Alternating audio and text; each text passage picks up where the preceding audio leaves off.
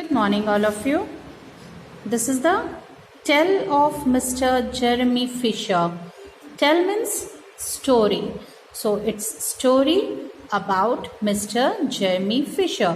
Jeremy Fisher की life में कोई एक ऐसा दिन होगा, कोई एक ऐसा इंसिडेंट हुआ होगा जिसके बारे में इस चैप्टर में हम लोगों को पढ़ना है. So it's a story about mister Jeremy Fisher. And you all have to keep a pencil in your hand so that when I'll go through the chapter, जब मैं chapter पढ़ूंगी, I'll do the reading and underline the words. When I'll do it, तो आप लोग भी मेरे साथ words underline करेंगे. Okay? So now let us start with the story. Once upon a time, there was a frog. His name was Mr. Jeremy Fisher. Okay? बहुत समय पहले क्या था? एक फ्रॉग था. So in this story mister Jeremy Fisher is a frog. Frog का नाम था mister Jeremy Fisher. He lived in a little house. Underline the word little. LITTLE little. Underline the word. The house was near a pond. वो कहाँ रहते थे? एक छोटे से घर में रहते थे. The house was near a pond. कहाँ पे था उनका घर? वो एक पॉन्ड के पास था, एक तालाब के पास था उनका घर. I'll get some worms. Underline the word worms. Okay? And go fishing, said Mr. Jeremy Fisher. उनका घर कहाँ था? पॉन्ड के पास था. तो उन्होंने क्या कहा? I'll get some worms and go fishing. मैं कुछ worms ले लेता हूँ and I'll go for fishing. और मैं fishing करने जाऊँगा. One day, if I catch a fish, I will invite. Underline the word catch. CATCH. Catch and invite. Mr. Alderman, Ptolemy, Tortoise and Mr. Mooney for dinner. Okay? तो क्या कहा mister Jeremy Fisher ने? कि मैं जा रहा हूँ fishing करने. And if I catch a fish, और अगर मैंने एक फिश को पकड़ लिया तो मैं किसे इनवाइट करूँगा? मैं किसे बुलाऊँगा? Mister Alderman Ptolemy and mister Mooney for dinner. तो अगर मैंने फिश कैच किया तो मैं इनवाइट करूँगा, मैं बुलाऊँगा Alderman Ptolemy tortoise and mister Mooney को डिनर करने के लिए.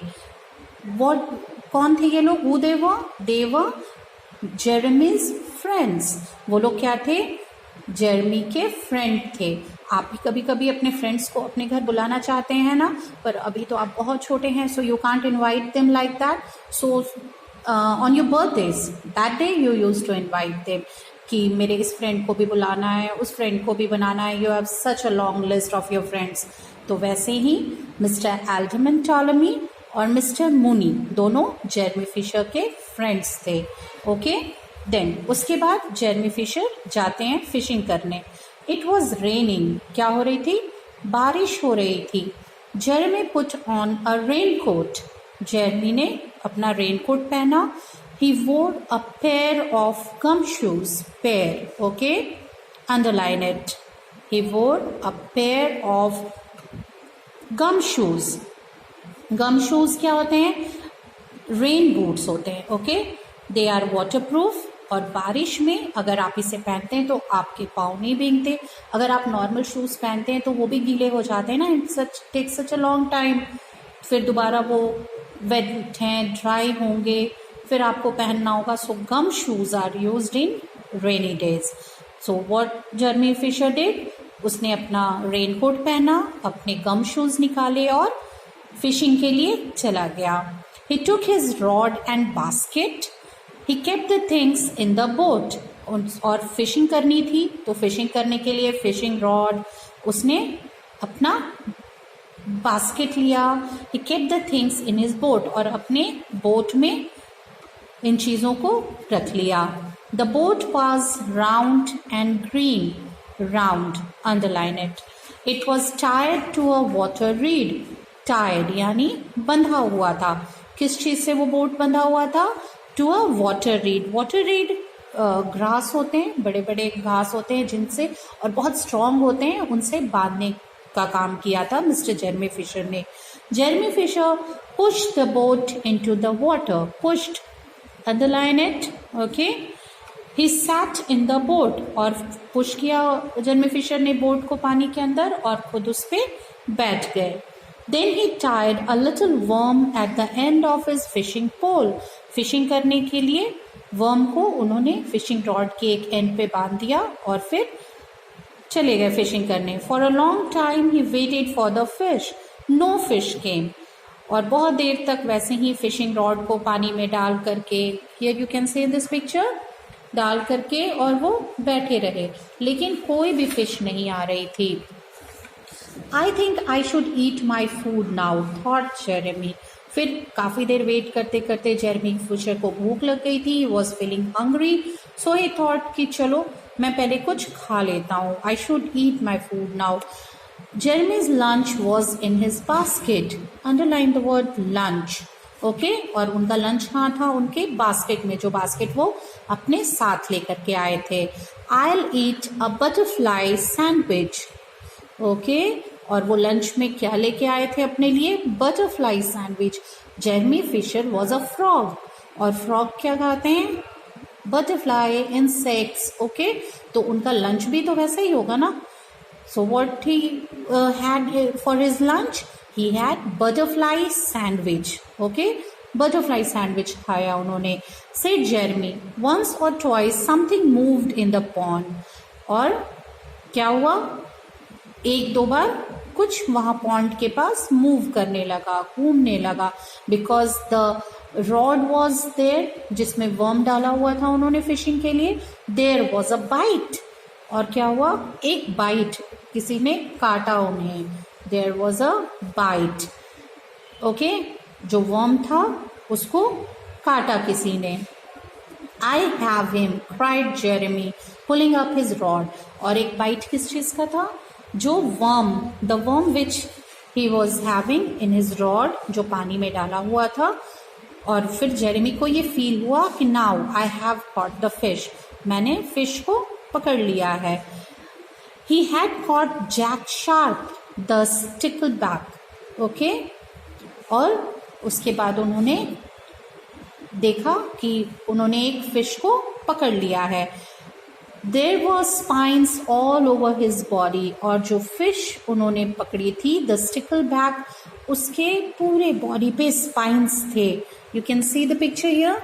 ये जो स्ट्रक्चर है ना, ये जो ऐसे उठे हुए हैं इसके बॉडी के ऊपर बिल्कुल शार्प कांटों की तरह, दे आर द स्पाइन्स. तो इस फिश की बॉडी पे क्या थे?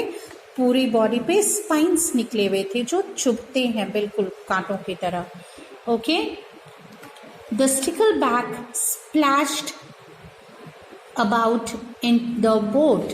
और स्टिकलबैक जो फिश थी, ओके, स्टिकलबैक इस फिश का नाम ही है. ओके, सो वो फिश क्या की? बिल्कुल ऐसे उछल करके, स्प्लैश करके, पानी में तेज आवाज करके और बोट के ऊपर आ गई.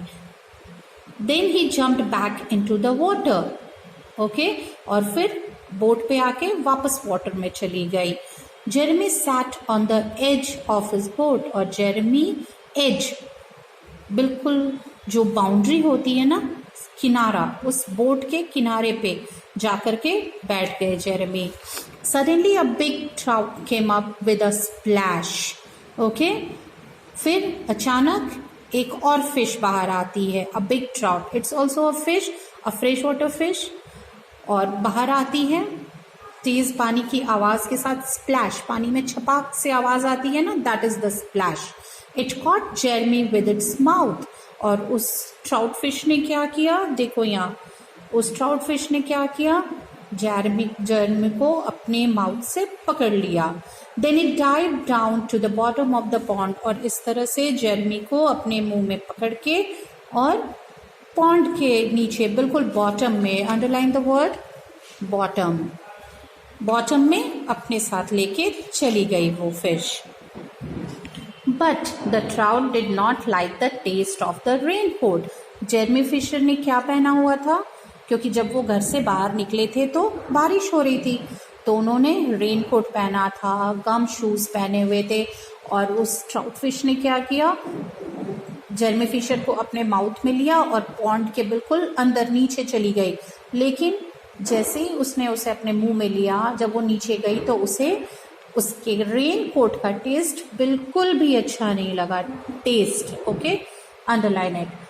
क्यों नहीं अच्छा लगा? Because it was plastic. आप प्लास्टिक मुंह में लेंगे तो आपको अच्छा लगेगा क्या? It's not something to eat. ये खाने की तो कोई चीज़ नहीं होती। तो वैसे ही ट्राउट को भी उसके रेन कोट का टेस्ट बिल्कुल अच्छा नहीं लगा। It threw out mister Jeremy Fisher from its mouth. और जब वो रेन कोट मुंह में डालने के बाद उसे गंदा सा टेस्ट आया ट्राउट फिश को, तो उसने क्या किया, जेरेमी फिशर को अपने मुंह से बाहर फेंक दिया। Jeremy swam fast to the edge of the pond. और उसके बाद जेरेमी तेजी से पॉन्ड के किनारे पे निकल आए तैर करके, because somehow he was just escaped from the danger. वो किसी तरह बहुत मुश्किल से इतनी परेशानी से बचे थे, उनके रेन कोट ने उनको सेव कर लिया। अगर वो टेस्ट बुरा नहीं लगता तो फिर तो ट्राउट फिश ने खा ही लिया था मिस्टर जेरेमी फिशर को। I have lost my rod and basket. फिर वो क्या सोचते हैं, फिर उन्हें ध्यान आता है कि वो अपना रॉड और बास्केट सब कुछ लेकर के आए थे फिशिंग करने, but he lost all that. It does not matter, thought Jeremy. पर इट डज नॉट मैटर, ये कोई बहुत बड़ी बात नहीं थी, बिकॉज ही वॉज सेव्ड। वो फिश के मुंह से बाहर आए थे, सो ही वॉज सेव्ड। अगर रॉड और बास्केट चले भी गए तो कोई बात नहीं है, he was saved. He went back home across the meadows. और फिर वो अपने घर वापस चले गए। ओके, फिर वो उसके बाद अपने घर वापस चले गए। अक्रॉस द मीडोज मीन्स वो जो ग्रास थे, वहाँ पे ग्रास का मैदान जैसा बना हुआ था, पॉन्ड के पास ग्रास होते हैं ना, वहाँ से होते हुए उसे क्रॉस करके वो अपने घर चले गए। और उसके बाद क्या हुआ, उन्होंने अपने फ्रेंड्स को इनवाइट किया डिनर के लिए। His friends came to dinner. He could not offer fish to them but they enjoyed their time together. अब फिश तो वो नहीं कैच कर पाए थे, वो तो खुद ही फिश के मुंह में चले गए थे, ऐसा हुआ था ना। लेकिन उनके पास फिश नहीं थी, कोई बात नहीं है, फिर भी दोस्त उनके साथ थे और उन्होंने दोस्तों के साथ अपने डिनर को बहुत एंजॉय किया। Okay, so that's all with the chapter. You have the words underlined here. तो आप बार बार इस चैप्टर को रीड करेंगे, because you very much need to do the reading. आपकी रीडिंग बहुत अच्छी होनी चाहिए, प्रोनाउंसिएशन सही करके रीडिंग बार बार करोगे। ऐसा नहीं कि मैंने एक बार पढ़ लिया और हो गया। No, read the chapters. जितनी ज़्यादा बार पढ़ेंगे आप लोग, उतनी अच्छी आपकी रीडिंग होगी, उतनी अच्छे प्रोनाउंसिएशंस होंगे। So read the chapter. और अगर आपको चैप्टर और स्टोरी याद है तो फिर आपको क्वेश्चन आंसर्स को बार बार रटने की ज़रूरत बिल्कुल नहीं पड़ेगी। Okay, you will understand what the question is. आप बहुत आराम से समझ लेंगे कि क्वेश्चन क्या है। So do the readings and learn the word meanings of this chapter. ठीक है, ओके, थैंक यू।